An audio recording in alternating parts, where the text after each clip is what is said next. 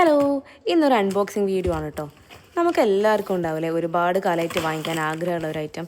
അതേപോലത്തെ ഒരു ഐറ്റം കേട്ടോ ഇന്ന് കാണിക്കുന്നത് ഞാൻ. ഇത് എൻ്റെ കാട്ടിൽ ഒരുപാട് കാലം ഇങ്ങനെ കിടക്കുന്നു.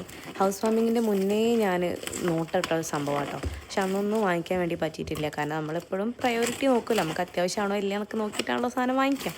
അപ്പോൾ അങ്ങനെ നിന്ന് എനിക്ക് എന്തായാലും തോന്നി വാങ്ങിക്കണം. ഞാനിങ്ങനെ മനസ്സിൽ ഇങ്ങനെ ഉറപ്പിച്ച് നിൽക്കുന്ന ഒരു ഐറ്റം കേട്ടോ.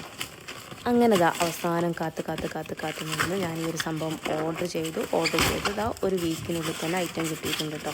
ഇപ്പോൾ ഈ വീഡിയോ ഞാൻ ഇടുമ്പോൾ കുറേ ദിവസമായിട്ടുണ്ടാവും. നിങ്ങൾ മറ്റുള്ള വീഡിയോസിലൊക്കെ കണ്ടിട്ടുണ്ടാവും കേട്ടോ ഈ ഒരു സാധനം. അപ്പോൾ എന്താണെന്നല്ലേ, ഒരു സ്പൂൺ ഹോൾഡറാണ് കേട്ടോ.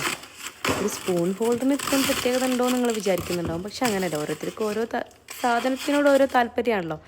ഈ ഒരു സംഭവം ഇത് അന്ന് മുതലേ ഞാനിങ്ങനെ നോട്ടിട്ട് വെച്ചൊരു ഐറ്റമാണ്. അപ്പോൾ ഏതായാലും ഇതിൻ്റെ കയ്യിൽ കിട്ടിയിട്ടുണ്ട്. അപ്പോൾ അത് വാങ്ങിക്കുമ്പോൾ ഇതുപോലെ സെറാമിക്കിന് തന്നെ വാങ്ങിക്കണം എന്നുള്ളതും ഒരാഗ്രഹമായിരുന്നു കേട്ടോ.